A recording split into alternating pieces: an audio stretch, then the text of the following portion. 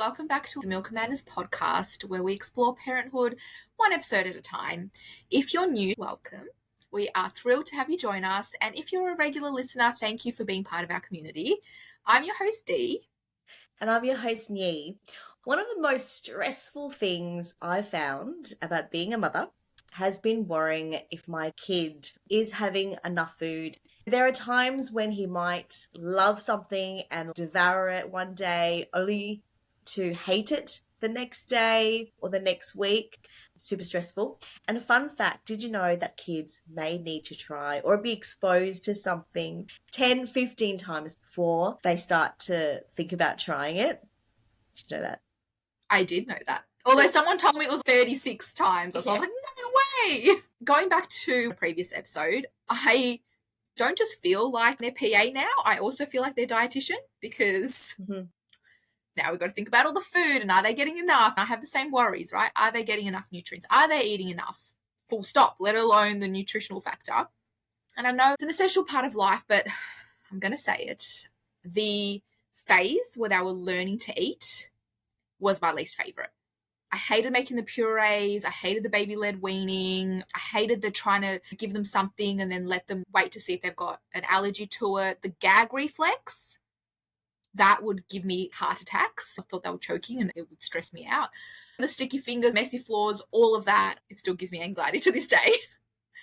But overall, I really can't complain. My kids, yes, to what you said before, some days they'll eat something and they will demolish it and ask for seconds and thirds, especially at childcare. The next day, they don't want to see it. That might just be a normal part of kids, possibly. So I can't really complain. They do try things for the most part. They do eat for the most part. My experience has been fairly good. I think it's just the stock standard complaints about feeding my kids that I have. What about you? What's your experience been? My kids are chalk and cheese when it comes to food. I'm a big appreciator of food. I love my food. I eat a lot. People are often fooled by my size. They're like, "Where is that food going?" And I'm like, "My metabolism's pretty good." I don't know. I can attest. Yeah. So, like my husband is 6 foot tall and I often eat more than him. I really appreciate food. And when it's good food, I'm like, yes, give it to me. I have 2 boys. Chalk and cheese when it comes to food. Kenzo, the oldest, has always been difficult with food. From day one, from trying solids, really mushed up puree food. We gave him a lot of congee, which is an Asian rice porridge, really plain. Just start really easy and simple and introduce flavors slowly. Ambrose, on the other hand, I have dreams of me and him going to all-you-eat buffets and just living the life. He eats everything. He's open to trying everything. Last night, my husband made lasagna. It was the first time he's made that particular recipe. Try it. Let's do it. Let's go for it. Ken's, oh my God, it looks gross. It's all mushed together. He's very picky with flavors, with things, touching with things being mushed up. He likes to see each part of the meal separately. I have some learnings that I did differently with Ambrose from my experience with Kenzo being a difficult eater. He could just be a difficult eater, but maybe I allowed it more in terms of, maybe I nurtured it more. Whereas Ambrose, here's your food, mate. It's here. It's on the plate. Deal with it. He just ate it. Whereas Kenzo, and you buy this stuff because it's available, those plates, those kid plates where there's like little compartments for stuff. And so that's what we did from the start. Chopped carrots here. We might have rice in this section, meat in this section. I wonder if I never introduced that stuff, if he would be okay with food touching. He's a bit more okay with it now, but he's very particular in terms of strong flavors. And it's funny because there's some strong flavors he really likes and some strong flavors and smells that he'd be like, what is going on? I'm not coming anywhere near that. It's really interesting. But yeah, 2 kids, chalk and cheese. One really difficult and still is, he's 6 now. And the youngest one, who's 3, just eats everything. Durian, eat it. Oh God, pretty much the only thing I won't touch. I'm not a fussy eater, but that's one of the things. My tastes have evolved as I've grown older, so Absolutely. you never know. But it is a thing. So the fear or dislike of food touching each other, I'm probably going to butcher the name, but it's called brumtactilophobia. I've totally butchered that. Anyway, it is a thing. I don't know if there's a test or something to see, because I know adults that Mhm. don't like it. Back in their day, they didn't have plates that separated things out. I don't necessarily think you've contributed to it. Maybe that's just who he is. Doing that has allowed him to continue not trying things, but I wouldn't worry. I don't think those plates really do that, but who knows? Yeah, look, I've spoken to an OT about Mm-hmm. it, and she assessed all the stuff that I told her that he eats, Mm-hmm. and she's like, "Oh, you've got nothing to worry about." So there are kids out there who are really, I suppose, intense in terms of Yeah. their food aversions. Mm-hmm. He likes fruit, some veggies, steak, plain pasta, nuggets, chips, hot dogs, all that kind of stuff. I feel like kids just gravitate to. It's they know it's not good for you, and therefore I'm just gonna love it. But she said to me, in terms of the healthy stuff that he is open to, he Mm-hmm. likes broccoli. He likes broccolini. He loves potato in any form. He likes carrots. So there's still stuff that he likes. He likes cauliflower. So when I told her all that stuff, she was like, "It's all good. Don't stress." In terms of his food aversions, it's pretty mild from her experience. I'm like, okay, that's great. So then my head goes to, oh my God, those poor parents who have kids whose food aversions are really intense. That Mm-hmm. is so stressful. I think about it all the time. And because Kenzo is quite a small kid, like he's Mm-hmm. really skinny, shorter than other kids his age. And I always wonder, is it because he's not eating enough? Is it because he's not getting enough nutrition? Even if the OT tells me he's Yeah. getting enough, I'm still worried about it. Making lunches for school has been stressful for me because I am worried. Is he getting enough?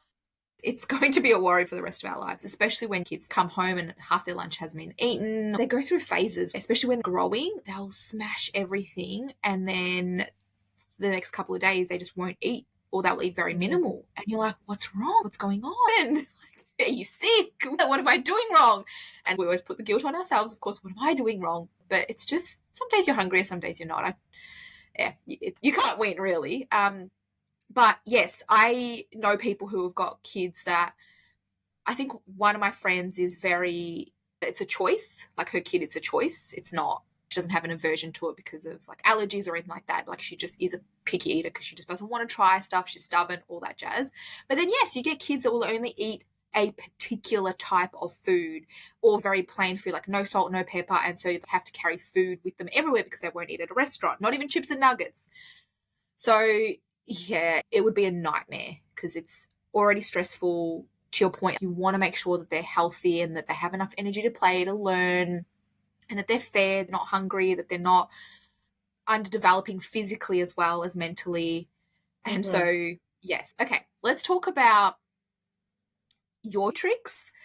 What has worked for you? Because it sounds, even though Kenzo is a pickier eater, it sounds like he still eats. My kids used to eat broccoli, now they don't want to touch it. Has anything worked for you? Is there a way you've encouraged, tricked, or bribed him to get him to try things or eat things? Yeah, I think I've tried everything. Yeah. You don't know if your kid's going to be a picky eater until you get there. So Mm-hmm. if you're listening and you don't have kids and you're thinking about having kids or you're pregnant right now, just be aware that this could be something that comes up when they're about 5, 6 months old. But yes, I've tried everything, I'm pretty sure, in terms of trying to help Kenzo to be more open. I just want him to be more open to try stuff. That's for me is the biggest is the thing that I really would like to try to encourage more with him is just be open to trying it. It's okay if you don't like it. I have no issues with that. But just try it and then make your mind up. And I always refer to Green Eggs and Ham because he loves Dr. Seuss. We love Dr. Seuss. And we've read Green Eggs and Ham 1,000 times. And I'm always like, do you remember? He didn't know he liked green eggs and ham until he tried. He's, I know, Mum, I know. Some days we're like, okay, let me lick this thing or whatever it is. Some days like, I don't care. I'm like, okay, sure. I'm not going to push it. But the biggest thing I can say, and this is the hardest thing, and it will only come with time, is to try to stress less about it. The more stress you feel, the more difficult the situation is. That's the truth. Only with time have I been able to relax with food. You put so much pressure on yourself in terms of making stuff. You put pressure on yourself in terms of trying to encourage him to eat. You try everything, bribe them, positive reinforcements, make it a game, whatever it is. Whatever stress you're feeling, they will pick up on that and it will only make it worse. 1,000%. That's my biggest advice. It honestly can only come with time. Mhm. If I turn back time, there's no way I could be like, just stress less, knee. Oh, yeah, sure, whatever. That's the biggest advice. The second thing would be, as soon as you can, get them involved in food. Get them to own their food. If you can get them to help cutting stuff up, you can get kids safe knives. You can get them to help mix stuff. And I know you've been good with this because Aiden was cracking eggs early, helping you bake. Getting them involved early has really helped. Ambrose was so proud the other day that he was mixing something and so proud. I'm like, you're my eater, so I'm not worried about you. Kenzo has helped us crack eggs and help mix stuff, help cut stuff. We haven't done a lot lately, but in the past, even if he didn't like whatever it is that we cooked, he's tried it. Because he's helped cut up the carrots or cut up whatever it is might not work the first time. It's all about exposure for these kids. They already don't want to try it. So I'm not stressed about it. Hey, yes, cool, there's a salad on the plate, on the table. There's always salad on the table. Mum loves salad, Dad loves salad, Ambrose even eats the salad. And the salad is always there. Maybe after 10, 15, 20, 40 times, you will smell the salad dressing or try a bit of the salad, whatever it is, right? So it's all about exposure and doing it in a way that doesn't feel orchestrated. Right? It's because we're all eating this food.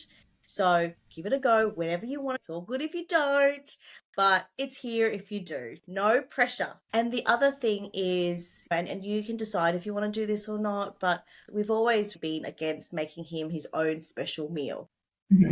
We would make a variation. For example, if we had pasta, everyone else's pasta and sauce mixed up. For him, he might have the pasta and sauce separately, but it's the same meal per se. I've read somewhere that get them to choose their own foods. In the past, I put everything on everyone's plate. And for him, I would purposely, because I know he hates food touching, put food not touching. What I've read, and something I'll do more of, is just have all the food on the table and let him serve himself. He might not touch those carrots for 20 times or whatever it is, but hopefully eventually he tries. And if he doesn't, look, it's okay.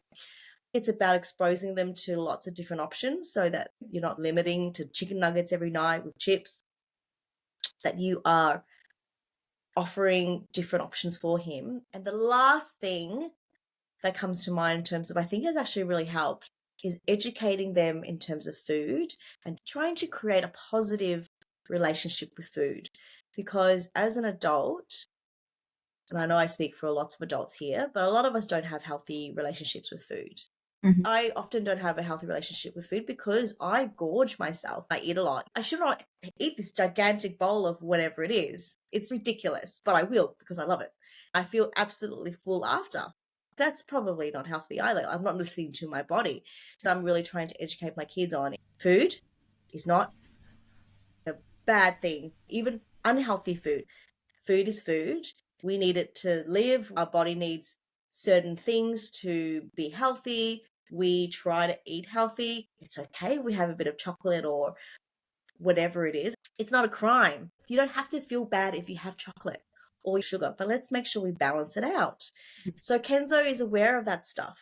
I think he has a pretty good understanding, maybe more so than other kids his age, in terms of food.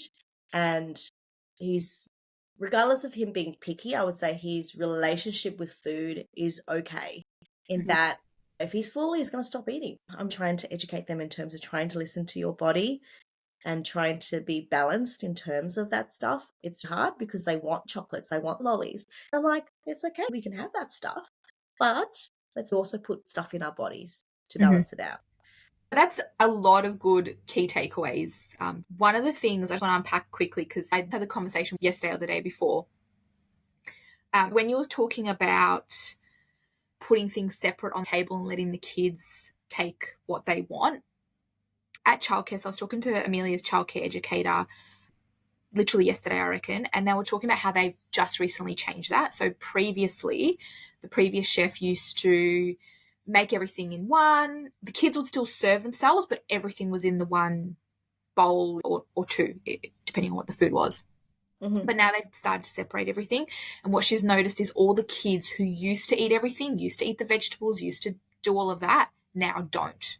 And they have fits because obviously the educators encourage them to put vegetables on their plate themselves. So I don't know if that's like an age thing, like that might be something like later on in life that they can then choose, maybe. Yep.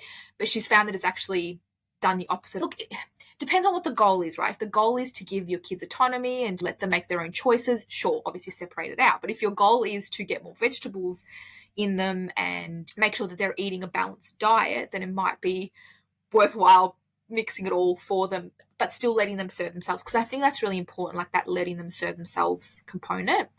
But yeah, she's found that Amelia and then some of the other kids as well, like just who used to be fine before, now flat out refuse. So it has backfired a little bit. The education side of things is probably the most important, because I could tell my kids to eat fruit and vegetable until I'm blue in the face, but they don't really understand the consequences of it. And I can tell my kids not to eat sugar and lollies and chocolate, but again, they don't really understand the consequences of it. So same thing, I really try to explain to them, and as they do at school and as they do at childcare and kindergarten, the food pyramid and the sometimes food and all that jazz. But when they want sugar, same thing. Like I used to be really like anti-sugar, and if I can avoid it, like if I can avoid it, and if I'm baking something, I won't put it in, especially if like I'm baking something with banana or something that already has natural sugars in. I'm not adding artificial sugar on top. Like what for? Yep. So I can control that. And I kept them away from lollies and chocolates for as long as I could. I knew the day would come when they'd start going to parties, getting lolly bags, etc. And so I started the conversation about sugar early, and I was telling them like how bad it is for their teeth, how bad it is for their brain. And when they do have sugar and they start going really hyper, I say to them, do you remember when you had that sugar? Can you see how it's affecting your brain? And then sometimes they're like, Mummy, I have a headache. I'm like, do you see? That's the sugar going to your brain and it's hurting your head. It's okay to have, but just not too much. And so now when we go to the shops, if they want something, the first thing they'll do is they'll turn the packers like, Mummy, does this have a lot of sugar? And I'll have a look and pretend that I'm analysing it, being all smart and stuff. I'm like, this one does, but this one's okay. And I'll try maybe like divert to something a little bit healthier, or just a different option. And sometimes I'm like, oh, this one does, but maybe we'll just have a little bit of it. It has a lot of sugar, but we'll just have smaller portions. So again, depends on what the product is and how I'm feeling that day and all of that. But education, as well as with like healthy food, because both my kids are really into sport, and so I tell them like, you need to eat your vegetables and your fruit to get stronger muscles, to get faster, so your brain can learn and you can think and you can process information. All those things make sense to them. So if I say you have to eat your vegetables so that you can get stronger muscles and you can run faster, it clicks. It clicks in their mind and they get it. If I turn around and be like, what? Start rolling off stats order, they're like, no idea what you're talking about, lady.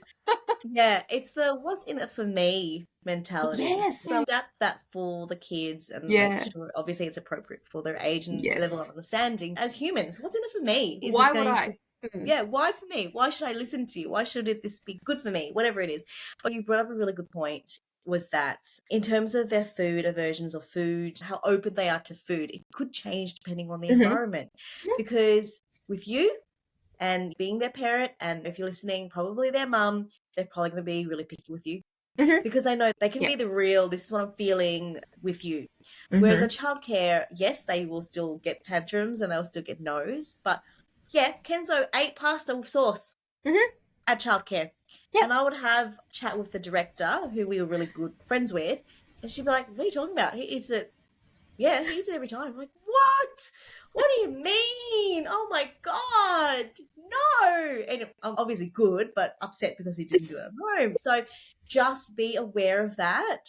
It could change. And as much as it could change with you day to day, it could also change depending on the situation and where they are. And the other thing is just be aware that it changes. So I am basking in the glory that Ambrose is an eater. Love Mhm. it. So happy about it. But you know what? He just turned 3 a couple of weeks ago. And if someone told me in 6 months he's going to be really picky with food, yeah, sure, I wouldn't be surprised. Because these kids, they change and they want to keep you on your toes. They do. And as much as I will cry, I will call you and I'd be like, D, oh my God, the world's ending. Ambrose doesn't want to try food. I wouldn't be that surprised because Mhm. they do change. They're ever evolving little beings. And even grown ups, as you said at the start, your taste changes, your preference changes too. You are also not open to things that you thought maybe you hated. And then one day you decide, I do love durian. Who knows? Mhm. Sure. But it's really interesting. It's one of those things where you can't predict what's going to happen, but just try to stress less if you can. Yes. So, did you know I actually asked the childcare to give me the recipes that they were making because, like I said, my kids, they were the only ones who were Mhm. eating 2 or 3 bowls of whatever was made. And I'm like, what Yeah. are you making that's so delicious? Made it at home? Don't No. like it. Like, No. it I is the know. same recipe. It is the same food. It's just made by me. So they feel like, to your point earlier, they feel like it's okay to say no. Whereas at childcare, all the other kids are eating it, so they just follow Yep. suit. And Mhm. whereas at home, obviously, yes. And I learned this the other day. I don't know if it's true or not, but apparently, children play up 800% more with their mums than with their dads, and probably with Mm. anybody else for that matter. So, just when it comes to eating, I know it's stressful. I know you're putting your all in there to make new, exciting, tasty dishes, but just take the pressure off. Start plain as well. Don't go all crazy with different foods, especially when they're babies. Like, it's all plain food, and just introduce things slowly. If you're cooking something, put something aside and then add your own spices and things for yourself because you don't want to be eating plain food. That's just boring. Unless you like plain food, by all means. But yeah, don't be giving them like spices and garlic and strong flavors at the start because they probably can't cope with that. And then just play it by ear and just chill Mhm. because they Mhm. won't starve themselves. They will eat. They're not going to Yeah. starve. They will Yeah. eat. They might not eat for a few days. They can do that. Some Mm-hmm, stubborn kids, my mm-hmm. gosh, but they will eat eventually. Yeah. So I feel like so much about motherhood is that rule. It's going to happen eventually. It's like Yes. when we're so stressed about toilet training. It's going to happen. It's Mm-hmm. okay. But when you're in the moment, you're just like, what do I do? Oh my God, someone help me. Is he ever going to go to the toilet? He's going to be a 40-year-old man and still pees in his head. I don't know. But it's like a recurring Yeah. theme of Mm-hmm. being a parent, of being a mum, and you just got to try to talk to yourself, but it's so hard because you haven't gone through it yet. The other thing is hiding vegetables, Mm. hiding healthy stuff has not worked with my kids. Yeah. Kenzo will be like, there's something in this nugget. I'm not eating it. Spit it out. I'm like, oh God. It's so funny. Like it's like when you try to hide the medicine in things. They just know Oh, they can detect it. But I have been reading on a few more hide kind of vegetables in recipes, and there are some that are apparently really great. So I'm going to try some and I'll report back. But please there's do. one in particular that I'm like, this sounds amazing to me. It was like a dessert. It was like a chocolate mousse, but made out of avocado. And I'm like, I Yeah. love avocado. Ambrose, yep, all good, mum. Let's eat the avocado. Kenzo, over my dead body, mum. Can't touch it with a 10-meter pole kind of situation. So I'm gonna try that because it's got hot cacao. And anyway, so I will report back.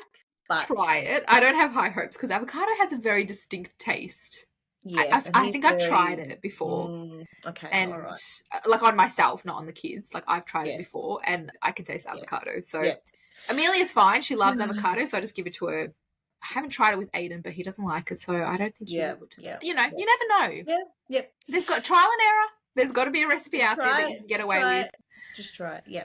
The other thing is if you consider yourself like a budding actor, you're gonna dial up the acting when it comes to food. Like, I just have vivid memories and be like, oh, this is so good. Like a Mad Matt would be like, Same. this is so yum. What is this? And if you do that with exposing them like all the time, maybe in your head, you're like, maybe it'll just click that, whoa, when they eat this salad, they're really excited about it. Maybe it is really great, whatever it is. But yeah, you can have some fun. We try to have some fun with it too. But yeah, there is that stress. There always will be. The other thing that gives me Yes. more stress than anything else is going out to eat. Yes, tell me. Yep. Amelia is fine. The worst thing about Amelia is that she just wants to sit there and eat a cup of ice. She doesn't even want to eat the food, but she will sit there quietly. Whereas Aiden won't want to eat anything. We order, he'll make a mess, he'll want to get up and play, we went out for my birthday a couple of months ago. And of course, both kids decided they need to go to the bathroom at the same time. We obviously came back, and so we're trying to feed them, and I'm trying to eat, and I'm like, this is so stressful. I just want to sit down and have a meal in peace, quietly, and it's just impossible with my kids. Obviously, the alternative or the option is to give them an iPad or a phone or something to keep them there quietly, which I see a lot of people do, and I get why. Totally, yes.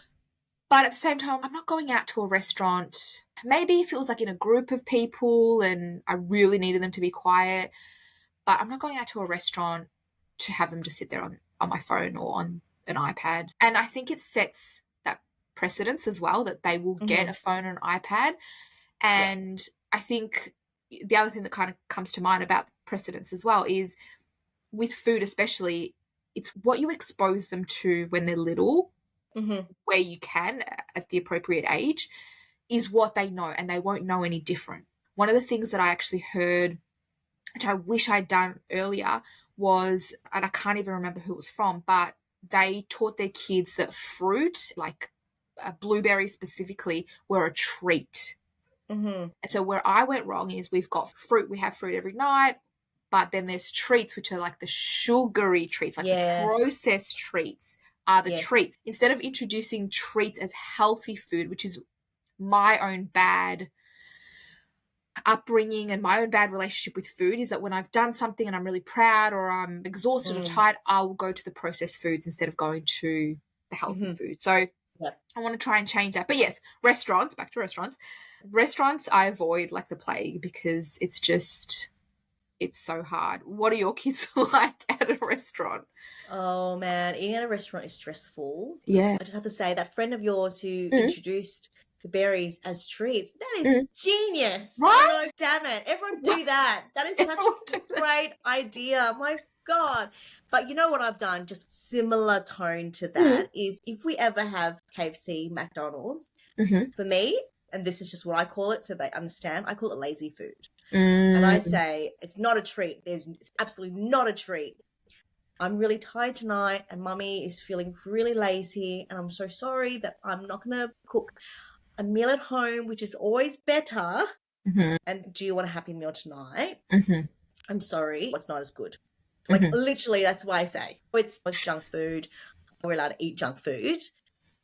And they still get excited about a happy meal. I'm just thinking if I set it up in that way, hopefully when they are older, they don't go and just grab KFC and feel like that's a treat in some way. No, that's when I'm lazy. That's when I CBF in terms of cooking, that kind of stuff. Restaurants, super stressful. Oh my God. It's like a big occasion when we do it. I mentally prepare myself, emotionally prepare myself for it.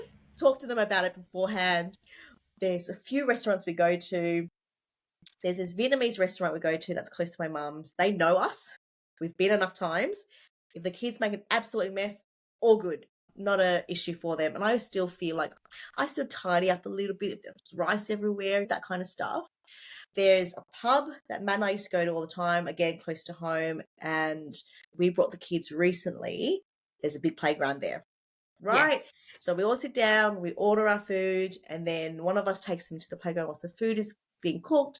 And then when the food comes, we all come back and eat. So it's stuff like that you've got to really think about. I dream of the day that I can go to a nice, not nice, but like a decent restaurant that isn't Nando's, and we can sit down and have a meal and it not be stressful. Like I dream of that.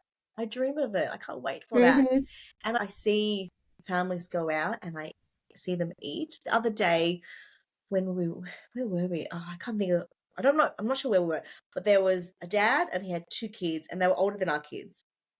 They were maybe 8 to 10 and they all sat there with their own little pizzas and just talking and laughing. I'm like, bless. I can't wait. I can't wait for that when you don't have to chase one of them around the Yeah. place, Mm-hmm. or they've gone to go see the fishes in the fish tank at the Asian restaurant, or they've thrown their nugget to someone else. I don't know, but yeah, restaurants are super stressful. And again, I wonder if it's because we haven't exposed them too much. For example, Kenzo during COVID, obviously, he was home all the time. We didn't go out much. They know when we go out for dinner, it's a big thing. Like they know. Mm-hmm. It doesn't matter where we're going. It could be like the dirtiest, cheapest place ever, but it's still a big deal because we're Mm-hmm. going out. Mm-hmm. Yeah, it's just, yeah, stressful. Stressful, I'm stressful totally stuff. with you. I'm totally with you. One day Yeah, we will all be able to go out and they'll sit quietly yeah, it's so great. and behave. Today's not the day. Yes. No. Before we wrap up, there's just one more thought. Sorry, Mm-hmm. clearly this has been something I've thought about a lot. But Yeah. if you're a parent of a kid or kids that are difficult with food, and you're going to be stressed about this, you just can't not be stressed about it. But there are going to be nights we CBF. Mm-hmm. There are going to be days when, you know what, I'm just going to put some Weet-Bix, whatever it is, in their lunchbox. I'm done with it today. Mm-hmm. And that is okay. Don't be so hard on yourself, because if you're beating yourself up on it all the time and you're feeling like you're going to make all this extra stuff or you're going to do all these alterations and it's super stressful, it's okay if you go get Macca's a night, whatever Mm-hmm. night. It's okay if every second Thursday is pizza night. Whatever it is, just do it to help keep you sane and to try to reduce that stress. But it is totally okay if you cannot be stuffed to deal with the stress, the yelling, the I hate this, what is this stinky food situation. Just let it go for that time. And then when you, the next night or whatever, you can try again. But yeah, I think that's a big thing too, because I know I've beaten myself up throughout this journey because I'm like, why? I've tried everything. Like, what's going on? No. All right, pizza night. Sorted. Yeah. Sometimes when you let it go, it all just falls into place and you're like, oh, is that all it was? We beat ourselves up enough about everything else. Let's let some things go and Yeah. don't stress. If you send your kids to school with in their lunchbox, they've just got 2 plain pieces of bread, don't worry. I've done that. Everyone else is, yeah. I have done that. See? I've literally, yeah. Oh, don't worry. Kenza doesn't touch sandwiches. I can't make him a sandwich. And so I have bought fresh bread, cut it into triangles or whatever, plain. Mm-hmm. Yeah, Nothing. that's Nothing. fine. That is He eats it. perfectly fine. And So- if somebody hasn't done it yet, their time will also come. Don't stress. Okay, so as we wrap it up, lunch, pun intended, we, as well as all the parents we know, and probably all parents everywhere, find feeding a challenge. If not, please tell me your secret.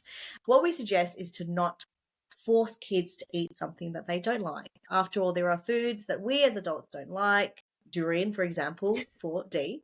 Obviously, it doesn't mean that they get to eat what they want all the time, but there is more effort involved when your kids are difficult eaters. As we always say, every family is different. There's no one size fits all approach, and that includes feeding and food. We hope today's conversation has given you some food thought as you navigate your own parenting path. If you enjoyed today's episode, please subscribe, leave us a review, share it with every single person you know. Thanks so much for tuning in to Milk and Madness. This has been Yi and Dee. Until next time, catch you later, friends.